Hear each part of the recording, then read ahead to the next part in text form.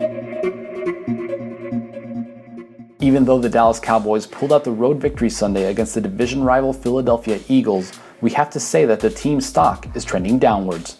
A broken left clavicle to quarterback Tony Romo means that backup Brandon Weeden is now the man in charge of keeping things afloat. Remember, this is a team that lost running back DeMarco Murray in free agency and is already dealing with a devastating injury to wide receiver Dez Bryant. So even though the Cowboys are sitting pretty at 2-0 in the NFC East, we have to ask the question, for how much longer? The Baltimore Ravens were a trendy preseason pick to win the Super Bowl. After back-to-back losses to open the season, however, with the most recent being a surprise upset against the Oakland Raiders, we have to wonder where Baltimore goes from here.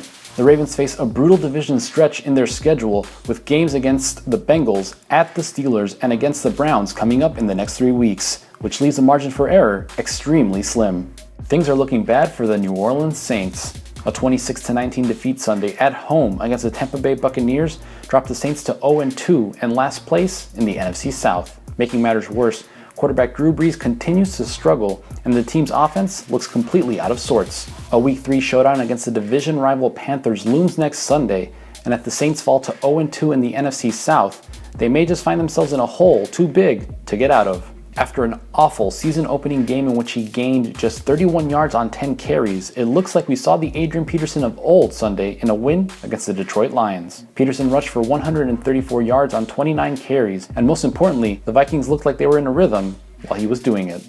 With upcoming games against the Chargers and the Broncos, both of whom rank in the bottom half of the league in rushing yards allowed, AP could be in line for some more big games. After all the noise surrounding his difficult offseason in which he dealt with the Deflategate fallout, Patriots quarterback Tom Brady is off to a blistering start to open the season. Brady completely controlled the Buffalo Bills defense on Sunday and has now thrown for 754 yards, 7 touchdowns, and 0 interceptions in his first 2 games. A Week 3 matchup against the Jaguars at home means that Brady's hot start should continue. The Arizona Cardinals have had one of the most impressive starts to the season in the NFL. Back-to-back blowout wins against the Saints and the Bears have Arizona's offense looking like it could be one of the best in the NFL. The Cardinals face the division rival 49ers and Rams next, though both games are at home. If Arizona can keep things rolling, it could emerge as a favorite in the tough NFC West.